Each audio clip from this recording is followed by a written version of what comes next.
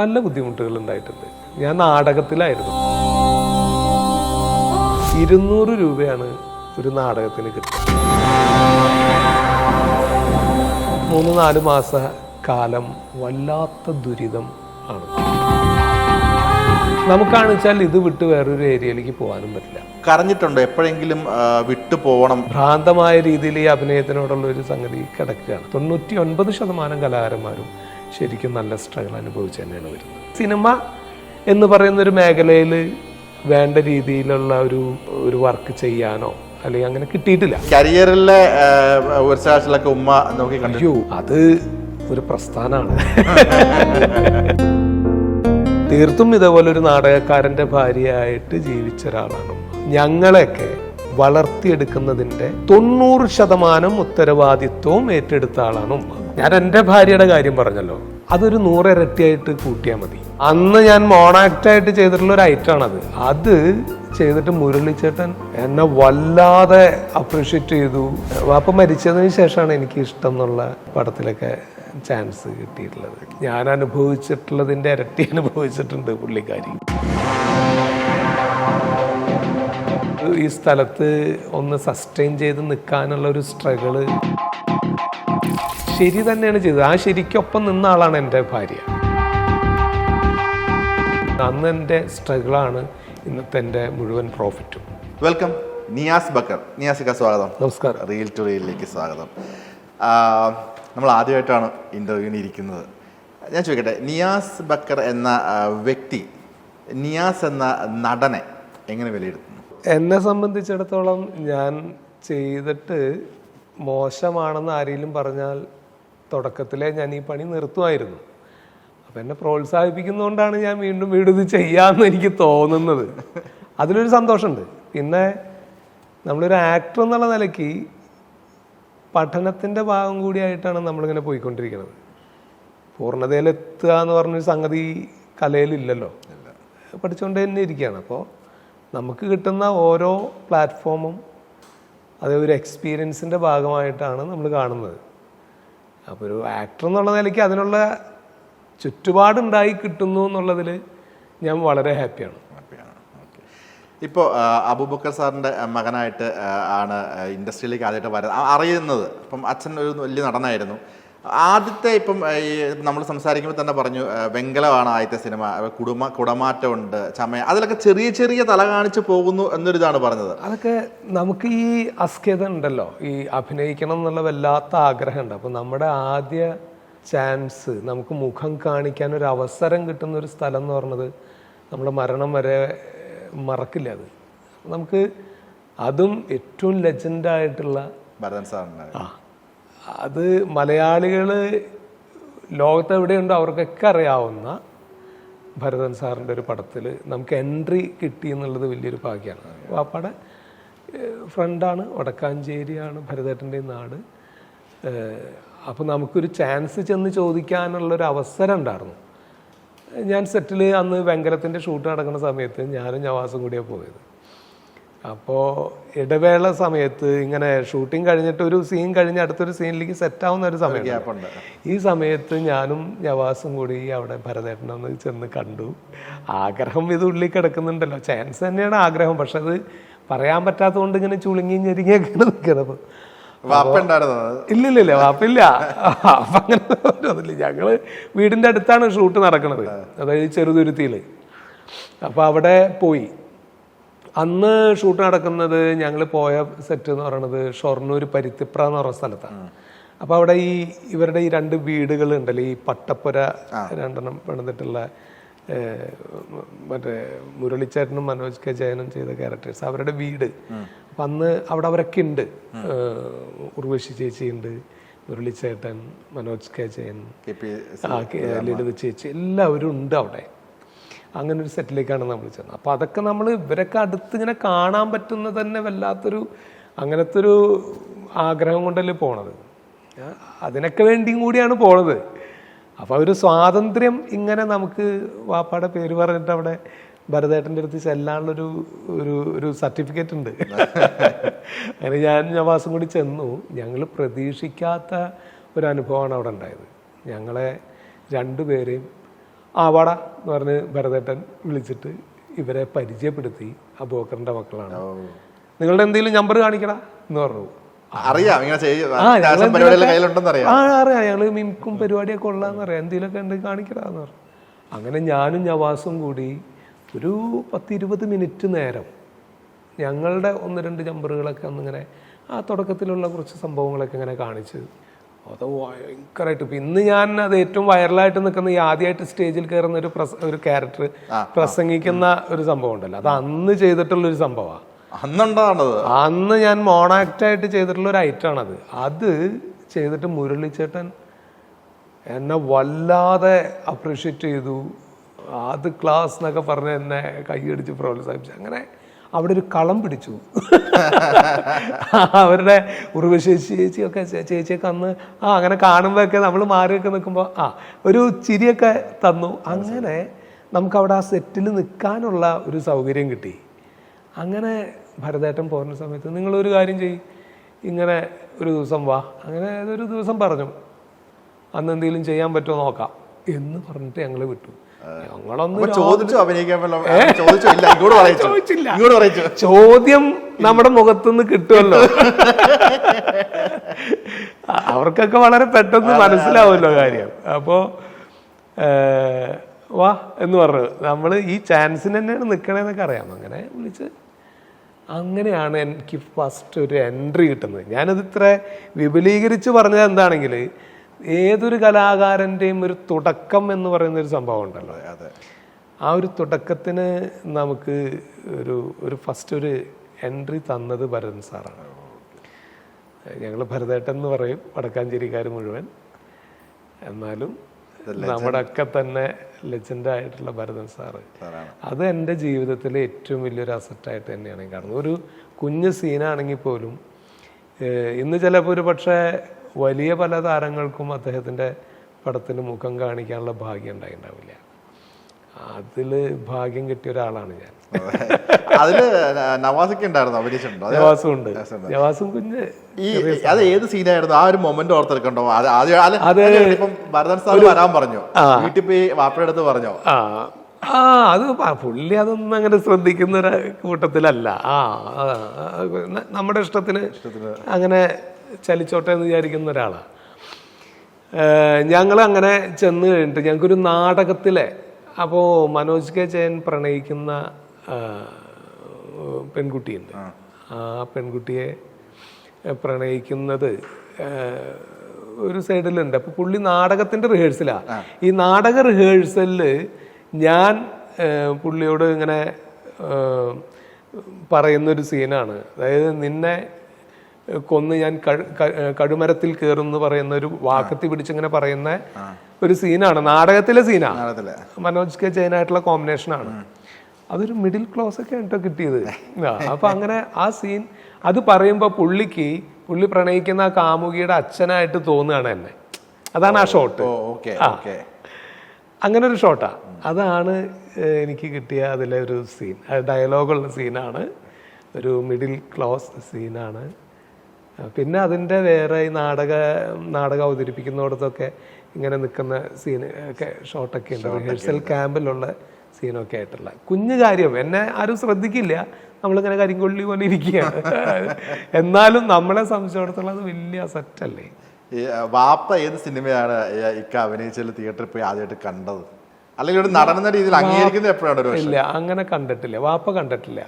വാപ്പ അതിനു മുൻപ് മരണപ്പെട്ടു. വാപ്പ മരിച്ചതിന് ശേഷമാണ് എനിക്ക് ഇഷ്ടം എന്നുള്ള പടത്തിലൊക്കെ ചാൻസ് കിട്ടിയിട്ടുള്ളത്. അപ്പോൾ വാപ്പ ഇല്ല, വാപ്പ മരിച്ചു, അപ്പോൾ മരണപ്പെട്ടിരുന്നു. ഇപ്പൊ നമ്മള് വെങ്കലം പറഞ്ഞ ഇപ്പൊ ഓഫ് റോഡിൽ വരെ എത്തി നിൽക്കുകയാണ്. ഇപ്പോൾ ഇത്രയും നീണ്ട ഒരു ജേർണിയാണ്. ഇപ്പം ആദ്യമേ ഒരുപാട് സ്ട്രഗിൾ ഉണ്ടാവും, അതിനുശേഷമാണ് പിന്നീട് ഇഷ്ടം എന്ന് പറഞ്ഞ സിനിമ വന്നു. ദിലീപേട്ടൻ്റെ കൂടെ ഒരു കുറച്ചധികം സിനിമകൾ നോട്ട് ചെയ്യപ്പെടുന്ന ക്യാരക്ടേഴ്സ് വന്നിട്ടുണ്ട്. ഇഷ്ടം വന്നിട്ടുണ്ട്, ഗ്രാമഫോൺ വന്നിട്ടുണ്ട്, പിന്നീട് നമ്മുടെ സ്പീഡ് വന്നിട്ടുണ്ട്, പട്ടണത്തിൽ സുന്ദരൻ വന്നിട്ടുണ്ട്. ഇതിലൊക്കെ പെട്ടെന്ന് എത്ര കഥാപാത്രം ചെയ്താലും നമുക്കൊക്കെ പെട്ടെന്ന് ചിരി വരുന്ന കുറച്ച് ഡയലോഗ്സ് ഇതിൽ ഉണ്ടാവും. ഈ ഒരു കെമിസ്ട്രി എനിക്ക് തോന്നുന്നു പെട്ടെന്ന് ഇഷ്ടത്തിൽ കത്ത് കൊടുക്കാൻ പോണ സാധനം കുറച്ച് നീ ലേറ്റസ്റ്റ് മോഡൽ തെറി പറഞ്ഞു തരാൻ പറഞ്ഞ തെറിക്കൊക്കെ ഒരേ സ്റ്റാൻഡേർഡ് അല്ലേ, ഇതൊക്കെ ഇപ്പോഴും നമ്മുടെ സോഷ്യൽ മീഡിയ വരുന്നതാണ്. അതുപോലെ സ്പീഡില് പറമച്ച ഒരു കഥ കേട്ടിട്ട് കുറെ കാലമായി.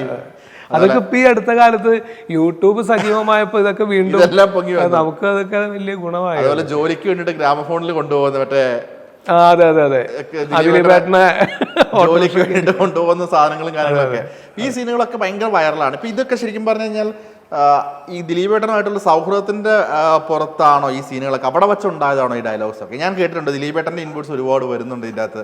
അല്ല, എൻ്റെ ഒരു ഫ്രണ്ട്ഷിപ്പ് അങ്ങനെ ഒരു സർക്കിളിലുള്ള ആളല്ല ദിലീപേട്ടൻ. ദിലീപേട്ടൻ ഞാൻ ചേട്ടൻ എന്ന് വിളിക്കേണ്ട ഒരു ഇത് തന്നെയാണ്. അന്നും നമ്മള് വളരെ അന്തരമുണ്ട്. പക്ഷെ നമ്മള് അങ്ങനെ അന്ന് അച്ഛൻ ഇപ്പൊ ഇഷ്ടത്തിൽ വെച്ച് കാണുമ്പോൾ തന്നെ ഞാൻ ശരിക്കും ഡീപ്പായിട്ടൊക്കെ പരിചയപ്പെടുന്നതും അന്ന് തന്നെയാണ്. നല്ല സപ്പോർട്ടാണ്. അത് എനിക്ക് മാത്രമല്ല, പുള്ളി കൂടെ നിൽക്കുന്ന എല്ലാ ആർട്ടിസ്റ്റുകളെയും നന്നായിട്ട് സപ്പോർട്ട് ചെയ്യാൻ. ആ സീൻ കൊഴുക്കാൻ വേണ്ടിയിട്ടാണെങ്കിൽ പോലും കൂടെ നിൽക്കുന്നവരെ എനിക്ക് ഡയലോഗൊക്കെ പറഞ്ഞു തന്നിട്ടുണ്ട്. എടാ ഇങ്ങനെ പറഞ്ഞു നോക്ക്, അതൊക്കെ നല്ല കൗണ്ടറുകളുമാണ്. നമുക്ക് ചിലപ്പോൾ പെട്ടെന്ന് അന്ന് അത് പറയാൻ കിട്ടുന്ന ഒരു സമയമല്ല. പക്ഷെ നമ്മളെ പറഞ്ഞ് സപ്പോർട്ട് ചെയ്യാൻ കൂടെ നിർത്തിയൊക്കെ ചെയ്തിട്ടുള്ള ഒരാളാണ് ദിലീപേട്ടൻ. ഈ കരിയറിന്റെ ഒരു യാത്ര ഇപ്പം വൈഫ് ചേച്ചിയുമായിട്ടൊക്കെ ഡിസ്കസ് ചെയ്യാറുണ്ടോ? അല്ലെങ്കിൽ എടുക്കുന്ന സിനിമ? അത് സ്വാഭാവികമാണല്ലോ. നമ്മള് ഇപ്പോ നമുക്കുള്ള ഈ പറഞ്ഞ പോലെ ഫീൽഡിലേക്ക് കടന്നു വരുന്ന സമയത്ത് മുതൽ നമ്മുടെ കൂടെയുള്ള ആളാണല്ലോ. അപ്പോൾ ഞാൻ അനുഭവിച്ചിട്ടുള്ളതിൻ്റെ ഇരട്ടി അനുഭവിച്ചിട്ടുണ്ട് പുള്ളിക്കാരി. നമുക്ക് ഈ സ്ഥലത്ത് ഒന്ന് സസ്റ്റെയിൻ ചെയ്ത് നിൽക്കാനുള്ള ഒരു സ്ട്രഗിള് ചില്ലറ കാര്യമല്ല. അതൊരാളോടും നമുക്കങ്ങനെ പറയാൻ പറ്റുന്നത്, പറയാനോണ്ട് കുഴപ്പമുണ്ടായിട്ടല്ല, നല്ല ബുദ്ധിമുട്ടുകൾ ഉണ്ടായിട്ടുണ്ട്. ഞാൻ നാടകത്തിലായിരുന്നു ആദ്യം. അപ്പോൾ നമ്മളൊരു ആക്ടർ എന്നുള്ള നിലയ്ക്ക് ഇതിലേക്ക് കടന്നു വരുന്നതിന് മുമ്പ് മാളച്ചേട്ടൻ്റെ നാടക ട്രൂപ്പിലായിരുന്നു. 200 രൂപയാണ് ഒരു നാടകത്തിന് കിട്ടുക എനിക്കന്ന്. അത് സീസണിലൊക്കെ ഈ പറഞ്ഞ പോലെ 10-25 നാടകമൊക്കെ ഉണ്ടാവും. ഈ സീസൺ ഔട്ടാവുന്ന സമയത്ത് ഒരു ഏകദേശം മെയ് മാസത്തോടു കൂടെയൊക്കെ അതങ്ങോട്ട് നിലയ്ക്കും. പിന്നെ മെയ് മാസത്തിലൊക്കെ ചിലപ്പോൾ 1-2 നാടകം, 3 നാടകം. ഇന്നത്തെ പോലെ എത്ര അധികം ഓഡിറ്റോറിയം പ്രോഗ്രാംസും കുറവാണ്. ക്ഷേത്രങ്ങളിലുള്ള ഉത്സവമായിട്ട് ബന്ധപ്പെട്ടും ക്ലബ്ബുകളുടെ പരിപാടികളും പള്ളി പെരുന്നാളിൻ്റെ അങ്ങനെയൊക്കെയാണല്ലോ വേദികളുണ്ടാവുക. ഇതൊക്കെ നിലയ്ക്കും. അപ്പോൾ ഈ ഒരു 3-4 മാസ കാലം വല്ലാത്ത ദുരിതം ആണ് ജീവിതം എന്ന് പറയുന്നത്. നമുക്കാണെന്ന് വെച്ചാൽ ഇത് വിട്ട് വേറൊരു ഏരിയയിലേക്ക് പോകാനും പറ്റില്ല. കാരണം നമുക്ക് നമ്മുടെ ഉള്ളിൽ ഈ ഒരു ഭ്രാന്തമായ രീതിയിൽ ഈ അഭിനയത്തിനോടുള്ളൊരു സംഗതി കിടക്കുകയാണ്. അപ്പോൾ ഇതൊന്നും വിട്ടുപോകാൻ പറ്റില്ല. എന്നാൽ വേറൊരുപാട് സോഴ്സ് ഉണ്ട് ജീവിക്കാൻ. അതിലേക്കൊക്കെ പലവരും പറയുകയും ചെയ്തിട്ടുണ്ട് നമ്മളോട്, എന്തിനാണ് ഇങ്ങനെ, അത് അങ്ങനെ നോക്കിക്കൂടെ, ഇങ്ങനെ നോക്കിക്കൂടെ. പക്ഷെ അന്ന് ഞാൻ അത്തരം ചില കാര്യങ്ങളിലേക്ക് പോയിരുന്നെങ്കിൽ ഇന്ന് താങ്കളുടെ മുമ്പിൽ ഞാൻ ഈ ഇൻ്റർവ്യൂവിന് ഇരിക്കില്ല. എന്നൊരു ആക്ടർ എന്നുള്ള നിലയ്ക്ക് മാത്രമാണ് താങ്കൾ ഇൻ്റർവ്യൂ ചെയ്യുന്നത്, അല്ലേ? ഒരു ബിസിനസ്സുകാരൻ എന്നുള്ള നിലയ്ക്കല്ല. അപ്പോൾ എനിക്ക് തോന്നിയത്, എനിക്ക് ഇപ്പോൾ ഞാൻ മനസ്സിലാക്കുന്നത്, അന്ന് എൻ്റെ സ്ട്രഗിളാണ് ഇന്നത്തെ എൻ്റെ മുഴുവൻ പ്രോഫിറ്റും. അന്ന് സ്ട്രഗിൾ ചെയ്തതിൻ്റെ പ്രോഫിറ്റാണ് ഞാൻ ഇന്ന് കൈപ്പറ്റുന്നത്. അത് എത്ര ചെറുതാണെങ്കിലും ഞാൻ വളരെ ഹാപ്പിയാണ്. അപ്പോൾ ശരി തന്നെയാണ് ചെയ്തത്. ആ ശരിക്കൊപ്പം നിന്ന ആളാണ് എൻ്റെ ഭാര്യ. അവർ ശരിക്കും അനുഭവിച്ചിട്ടുണ്ട്. അത് എൻ്റെ മാത്രമല്ല കേട്ടോ, ഞാൻ ഈ പറഞ്ഞത് ഒട്ടുമിക്ക കലാകാരന്മാരുടെയും ഒരു പീരീഡുണ്ട്. ഇതിലേക്ക് കടന്നു വരുന്ന ആ ഒരു പീരീഡ് അവർ അനുഭവിക്കുന്നത്. ഇന്ന് പിന്നെ ഭാഗ്യം കൊണ്ടൊക്കെ കയറി വരുന്ന ആളുകളുണ്ട്. അവരൊന്നും ചിലപ്പോൾ അത്ര അങ്ങോട്ട് അനുഭവിച്ചോളണമെന്നില്ല ഇത്തരം കാര്യങ്ങൾ. പെട്ടെന്ന് ഒരു പടം അങ്ങോട്ട് ഹിറ്റാവും, എന്നിട്ട് വേഗം അവരൊരു നടനാവും, എന്നിട്ട് അവർക്ക് എല്ലാ സൗഭാഗ്യങ്ങളും പെട്ടെന്ന് വന്നു ചേരും. അത് അയാളുടെ ഒരു ലക്ക് എന്ന് പറയാനേ പറ്റുള്ളൂ. പക്ഷെ അതല്ലാത്ത 99% കലാകാരന്മാരും ശരിക്കും നല്ല സ്ട്രഗിൾ അനുഭവിച്ച് തന്നെയാണ് വരുന്നത്. ഇപ്പം ഇത്രയും ഒക്കെ പറഞ്ഞപ്പം എനിക്ക് ഓർമ്മ വന്നു, ഇപ്പം ചേച്ചി ഒരു കൂടെ സപ്പോർട്ട് ആയിട്ടുണ്ടെന്ന് പറഞ്ഞിരുന്നല്ലോ. കരഞ്ഞിട്ടുണ്ടോ എപ്പോഴെങ്കിലും വിട്ടു പോകണം അല്ലെങ്കിൽ അങ്ങനെയൊക്കെ നിങ്ങൾ തമ്മിൽ ഡിസ്കഷൻ നമുക്ക് വേറെ നോക്കിയാലോ ഡിസ്കഷൻസ് ഒക്കെ ഒരുപക്ഷെ ചേച്ചിയുടെ ഭാഗത്തു നിന്നും വരാം, അല്ലെങ്കിൽ വേണ്ട എപ്പോഴെങ്കിലും ഒരു ദിവസം സക്സസ് ആവുന്നുള്ള ആ ഒരു മുന്നോട്ടുള്ള ഒരു ട്രിഗർ എന്തായിരുന്നു? ശരി, സത്യത്തിൽ വിട്ടു പോകണം എന്ന് ആരും എന്നോട് പറഞ്ഞിട്ടില്ല. കാരണം അവർക്കൊക്കെ എന്തോ എനിക്ക് അറിഞ്ഞുകൂടാ, എന്നിൽ ഒരു പ്രതീക്ഷ ഉണ്ടായിരുന്നു എന്ന് തോന്നുന്നു. ഞാൻ എന്തെങ്കിലും ആവും എന്നൊരു പ്രതീക്ഷ ഉണ്ടായിരിക്കാം. അതുകൊണ്ട് ആരും ഇതൊന്ന് മാറിപ്പോണമെന്ന് എന്നോട് ആരും പറഞ്ഞിട്ടില്ല. മറ്റെന്തെങ്കിലും കൂടി ചെയ്യാമായിരുന്നു എന്നുള്ളൊരു സംഗതിയേ പറയുള്ളൂ. പക്ഷെ അങ്ങനെ എനിക്ക് പറ്റില്ല. അതായത് വേറെ എന്തെങ്കിലും കൂടി ഒരു ഓപ്ഷൻ നോക്കാമായിരുന്നു. അത് സുഹൃത്തുക്കളിൽ നിന്നും ഒക്കെ ബന്ധുമിത്രാദികളിൽ നിന്നൊക്കെ ഉണ്ടായിട്ടുണ്ട്. പറയാതെ പറയുക എന്ന് പറയില്ലേ, ആ, അത് നമ്മളോട് ഇന്നത് ചെയ്യൂന്ന് പറയല്ല, നമുക്കത് മനസ്സിലാവും. പക്ഷെ അപ്പോഴൊക്കെ നമുക്ക് ഇല്ല, എൻ്റെ ഫീൽഡ് ഇതാണ്, ഞാനൊരു ആക്ടറാണ്, ആക്ടിങ് തന്നെയാണ് എൻ്റെ തൊഴിലും എൻ്റെ അംബിഷനും ഒക്കെ ആക്ടിങ് തന്നെയാണ്. അപ്പോൾ അതിൽ നിൽക്കണമെങ്കിൽ ഞാനിവിടെ ഇപ്പോൾ ഇത് അനുഭവിച്ച് ഇവിടെ നിന്നേ പറ്റൂ എന്നുള്ള കൃത്യമായ ബോധ്യം എനിക്കുണ്ടായിരുന്നു. ഒരുപക്ഷെ എനിക്ക് തോന്നുന്നു ഈ മറിമായത്തിനകത്ത് വന്നതിന് ശേഷം അത്തരത്തിലുള്ള സ്ട്രഗിളൊക്കെ എനിക്ക് മാറിയിട്ടുണ്ട്. അതിൽ വന്നിട്ടുള്ള 90% ആക്ടേഴ്സും അങ്ങനെ തന്നെയാണ്. നല്ല ടാലൻറ്റഡ് ആയിട്ടുള്ള, എന്നാൽ ഇതുപോലെ നല്ല സ്ട്രഗിൾ അനുഭവിച്ചിട്ടുള്ള ആളുകളാണ് ആ മിക്ക ആൾക്കാരും. തിയേറ്റർ ആർട്ടൊക്കെ കഴിഞ്ഞിട്ട് വന്നിട്ട്, ഇപ്പോൾ മണികണ്ഠൻ പട്ടാമ്പി, അതുപോലെ സ്നേഹ, ഇവരൊക്കെ വളരെ ടാലൻറ്റഡ് ആയിട്ടുള്ള ആർട്ടിസ്റ്റുകളാണ്. അവർക്ക് ഇങ്ങനൊരു പ്ലാറ്റ്ഫോം കിട്ടിയത് കൊണ്ടാണ് ഒരു പക്ഷേ അവർ ചത്തടഞ്ഞു പോകാഞ്ഞതെന്ന് തോന്നുന്നു, ഞാനടക്കം. അല്ലെങ്കിൽ സിനിമ എന്ന് പറയുന്നൊരു മേഖലയിൽ വേണ്ട രീതിയിലുള്ള ഒരു വർക്ക് ചെയ്യാനോ അല്ലെങ്കിൽ അങ്ങനെ കിട്ടിയിട്ടില്ല. കിട്ടിയിട്ടുണ്ട് ഇങ്ങനെ ഒരു സംഭവം കഴിഞ്ഞ് പിന്നെ ഏതെങ്കിലും കാലത്തൊരു സംഭവം വരും. നമ്മുടെ തന്നെ പ്രശ്നങ്ങളായിരിക്കാം, അല്ലെങ്കിൽ നമ്മൾ നിരന്തരം അതിലേക്ക് ഇങ്ങനെ അന്വേഷിച്ചെത്താത്തതിൻ്റെ ആയിരിക്കാം. അപ്പോൾ ഈ കരിയറിലെ ഉത്സാഹത്തിലൊക്കെ ഉമ്മ നോക്കി കണ്ടു. ഉമ്മയുടെ കാര്യം എന്ന് പറഞ്ഞാൽ അത് ഒരു പ്രസ്ഥാനമാണ്. അത് അങ്ങനെ ഒരു കുറച്ചൊന്നും പറഞ്ഞ് അവസാനിപ്പിക്കാൻ പറ്റുന്ന കാര്യങ്ങളല്ല. അപ്പോൾ ഞാൻ എൻ്റെ ഭാര്യയുടെ കാര്യം പറഞ്ഞല്ലോ, നമ്മുടെ ജീവിതത്തിൽ അനുഭവിക്കേണ്ടതെന്ന്, അതൊരു 100 ഇരട്ടിയായിട്ട് കൂട്ടിയാൽ മതി. അതാണ് ഉമ്മ.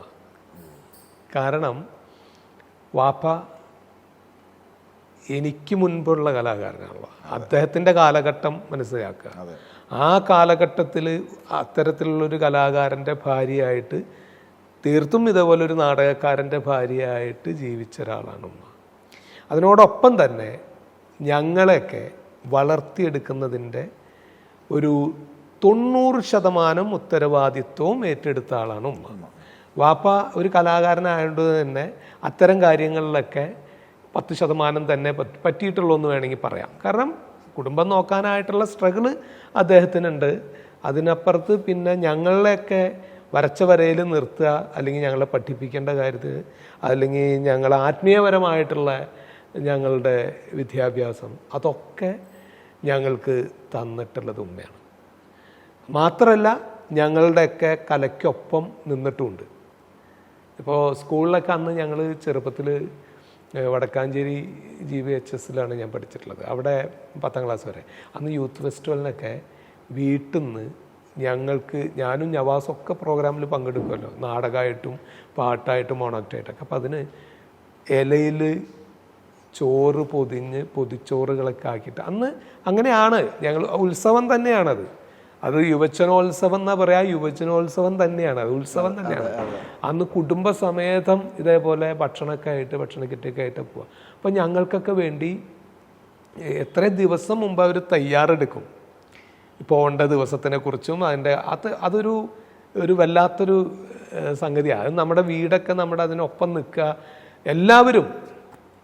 അപ്പോൾ ഉമ്മ എന്ന് പറയുന്ന ഒരു സ്ഥാനം അത് എനിക്ക് മാത്രമല്ലല്ലോ, എല്ലാ ഉമ്മമാരും അങ്ങനെയൊക്കെ തന്നെ ആയിരിക്കണം. അപ്പോൾ അത് ഒറ്റ വാക്കിൽ അങ്ങനെ പറഞ്ഞ് ഒരു കുറച്ച് വർത്തമാനം പറഞ്ഞ് അവസാനിപ്പിക്കാൻ പറ്റുന്ന കാര്യമല്ല. അതെ, പറഞ്ഞുകൊണ്ടേ ഇരിക്കാൻ തോന്നും, നമുക്ക് തീരില്ല. തീർച്ചയായിട്ടും. ഈ ഉമ്മയോടൊപ്പം ആദ്യമായിട്ട് പോയി കണ്ട സ്വന്തം സിനിമ ഏതാണ്? ഉമ്മച്ചി ആദ്യം ഇപ്പം അങ്ങനെ സിനിമകൾ ഇഷ്ടം എന്നുള്ള സിനിമ ഒക്കെ തന്നെയാണ്. പിന്നെ വെങ്കലും കണ്ടിട്ടുണ്ട്. അത് ഞാൻ ഫസ്റ്റ് എൻട്രി ചെയ്തേക്കല്ല, അപ്പൊ എന്താന്ന് ഒന്നുമില്ല, കുഞ്ഞു കാര്യമാണ്. വലിയൊരു കാര്യമാണ്, തല കാണിക്കാൻ വലിയൊരു കാര്യമാണ് ശരിക്കും പറഞ്ഞാൽ.